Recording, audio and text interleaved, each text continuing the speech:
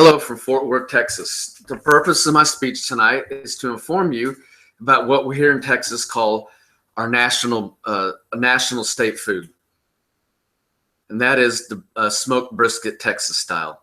Now here in Texas, barbecue is king, and although there are different kinds of barbecue throughout the United States, in Kansas City you have a mix of pork and beef. In the Carolinas you have mostly pork, as throughout most of the South.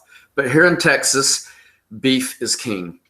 And just a little PSA, public service announcement, that I've traveled to certain locations, and people there tend to call barbecue anything that you throw on a grill or anything you cook outside. Here in Texas, we differentiate between grilling and barbecuing.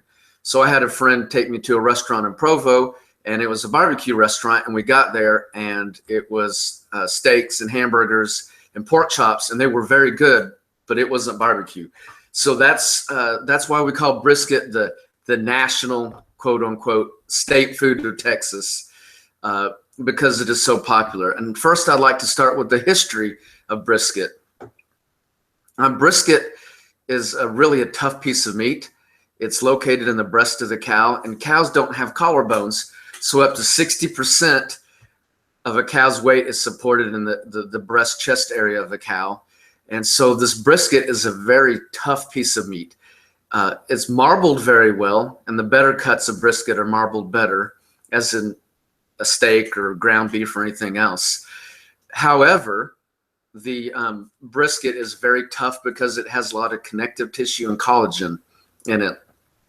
And so it was considered a lesser cut of meat for a long time, and it was given primarily to freed African-American slaves and to other poor people like ranch hands and other people that did not have a lot of money, because it was not known how to cook it. And these freed African-American slaves and ranch hands and other people figured out a way to cook brisket to make it edible. And the way they cook that is what we call low and slow. A low temperature for a long period of time. Now you can do a brisket in an oven, and it can be pretty tasty. And you can also do a brisket corned beef style, which you find in a lot of deli sandwiches, popular in New York deli. However, here in Texas, we like to smoke it and outdoor in a barbecue pit. And I like to show you a picture. It's kind of a bad example there. It's on my phone. But you can see right here is a firebox, and right here is where what's called the smoking chamber. And one of the ways that you have to cook a brisket is to do it with indirect heat so it does not dry out. So you'll put a fire in there, the meat goes in here, and so the smoke and heat go into here and slowly cook it. And that's the typical backyard smoker that is used throughout the United States. So there's several pieces of equipment that you need. That's one of them. You need charcoal and you need wood. You can also just use straight wood. There are gas smokers that are run on propane and natural gas, and ones that are electric. I will admit that I'm more of a barbecue snob, and so I prefer to use real wood and charcoal and real wood together instead of heat and from sources like propane and electricity. I think it tastes much better, and you get a more authentic smoke taste to it. The other thing that you will need, and there's varying opinions on this, but I like to use simple spices.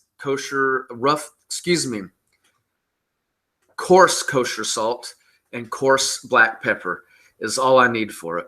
This, along with charcoal and wood.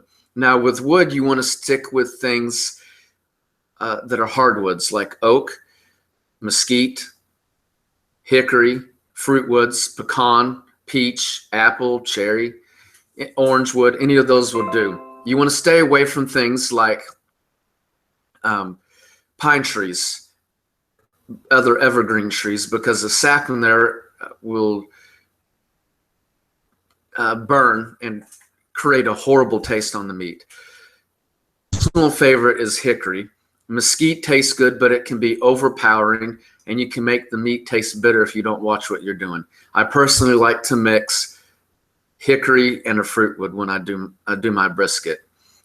So, and the other piece of equipment you need is a charcoal chimney. Now you can use charcoal lighter fluid, but the problem with that is that you're smoking for so long that you will get a taste in there, a bitter taste that comes with charcoal lighter fluid that you wouldn't get with the steak or hamburgers or hot dogs or something that you're cooking pretty quickly. A charcoal chimney is just a piece of round metal where you put the charcoal, and in the bottom you put newspaper or other some paper and light it, and then it starts to charcoal. About 20 minutes later, it's ready without you having to use charcoal lighter fluid, or what we called in Scouts Girl Scout water.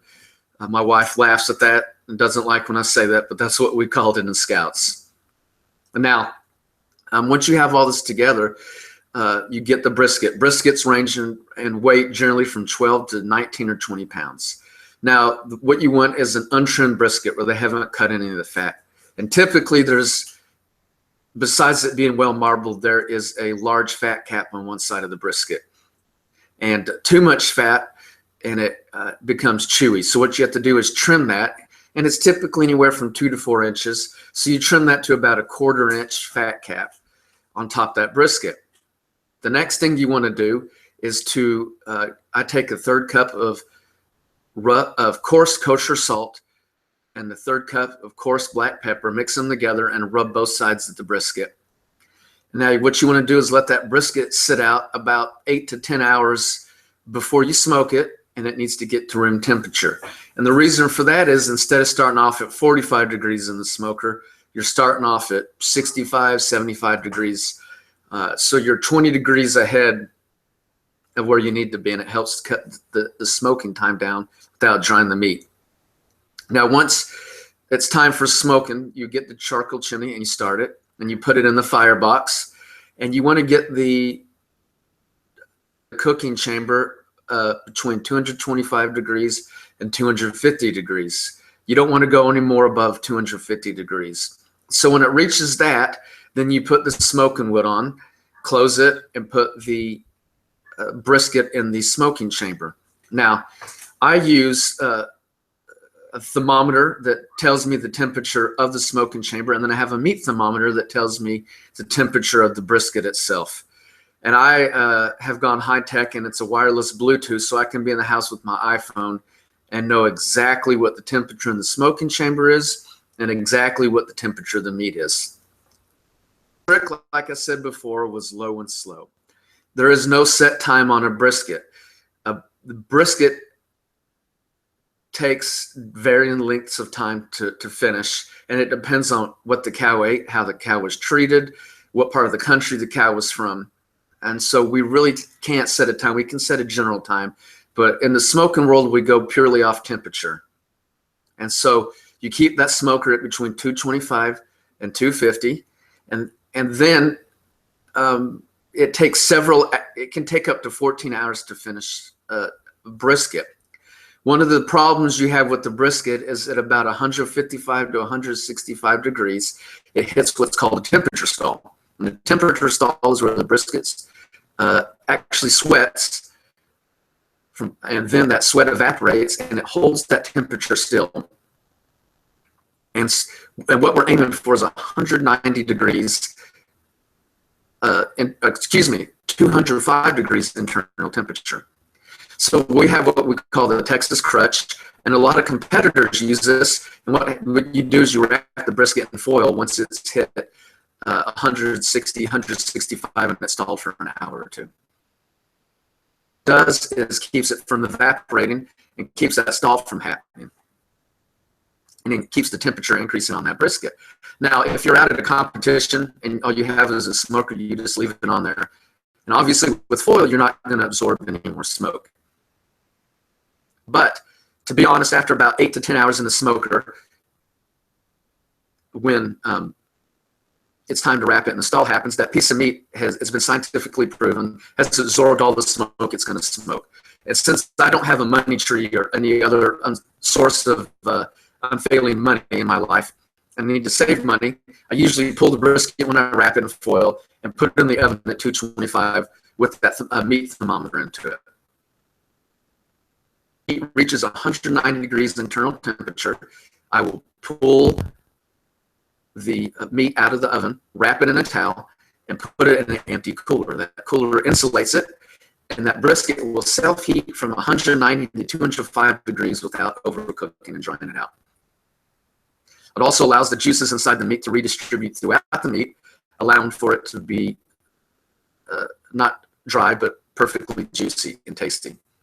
And so after about 2 hours minimum in the cooler, you pull them out, let it rest a little bit and cool, and then you can slice it. And I have a picture here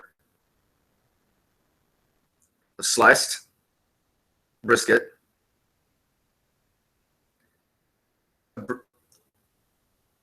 It's kind of hard to see. Brisket I sliced, I cooked a couple months ago for my family.